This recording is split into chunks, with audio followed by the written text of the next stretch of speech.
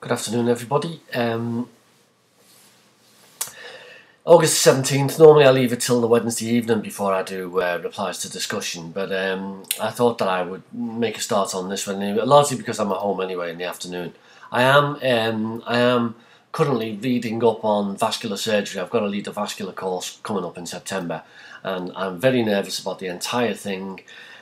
And so I'm at home reading books about vascular surgery, which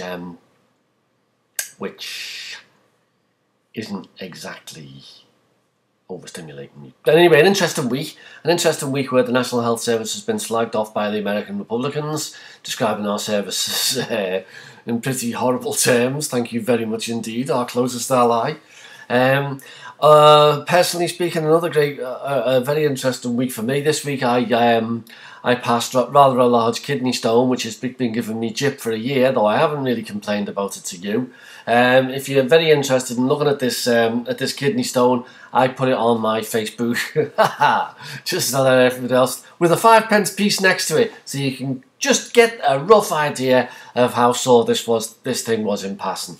Okay, there's two things I want to draw your attention to. There was a late entry last week from Dorian, talking about her experiences of cardiogenic shock looking after a patient in Sydney. Very exotic there. That's the most exotic entry I think we've had all this module. And if you remember correctly, some poor patient had forgotten to bring his ACE inhibitors with him. Therefore he thought, well, if I haven't got ACE inhibitors to control my blood pressure, I may as well have some of my wife's beta blockers. And this forced him over into complete heart block, and he lost pressure, and next thing his kidneys are suffering, next thing he's on dialysis, and then on ventilation, and then on a balloon pump, and finally died. This is a horrible, horrible story.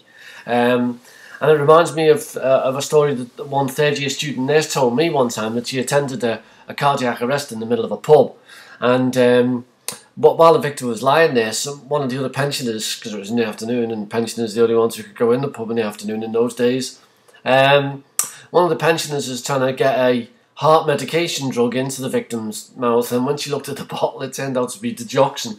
Basic message is, if it's not prescribed for you, don't take it. The other thing I want to comment on, I've asked her permission to put the exercises for cardiac rehabilitation up. These are replies from Sarah up in Stepping Hill, and she's replied to some of the questions which I asked about rehabilitation. Thank you, Sarah. The only one so far to reply to the questions that I asked. Mind you, it's early days yet. It's only Monday. People might get in touch over the rest of the week. My eye. Anyway, I asked the question: do you assess knowledge? And that's a basic question because, really speaking, if you give an education, if I give you education, at some point there will be an assessment of how much it is that you've learned. This is life and death education that people get, and it always strikes me as curious that the patient could zone out halfway through what it is that you were saying, and nobody ever really tries to quantify how much of that information is actually retained. And she's put that in her unit, they have a questionnaire about how they are feeling, and getting them to think about diet. Well, yeah, absolutely, I couldn't agree more. But it's strange that we don't. Maybe giving them a test would be appropriate. District nurses are not used in rehabilitation. Well, there seems to be in Liverpool a concerted effort to get cardiac rehabilitation services out into the community. This is no longer regarded as something which needs to be hospital-based, that the closer to the patient, in the more informal circumstances, the better. No exercise tolerance test prior to... We take them up and down a flight of stairs. Well, that's an exercise tolerance test, I suppose. Right. The relaxation. She comments on relaxation being as important as exercise in the rehabilitation process. She says that Sarah says that she agrees with what they say. It's important because the heart needs a proportion of rest. There needs to be a balance between rest and rest and relaxation. And she quotes Professor Derek Rowland's course leader for an ECG course that she was on. Ooh, there's posh. And he advocates that the patients should be exercised using nothing but walking, and I kind of agree with this. I always think it's strange that people get taught as pensioners how to do exotic forms of exercise when really the exercise, the muscles they need to exercise are the muscles which they will need for the activities of daily living, and by and large, in the majority of cases, these aren't going to be cycle based. Who is to deliver exercise programs, nurses or physios, or a PT instructor? Well, she doesn't like the idea of PT instructors, that's for sure. And she says nurses. Surprise, surprise, she says nurses. This is a matter of some controversy.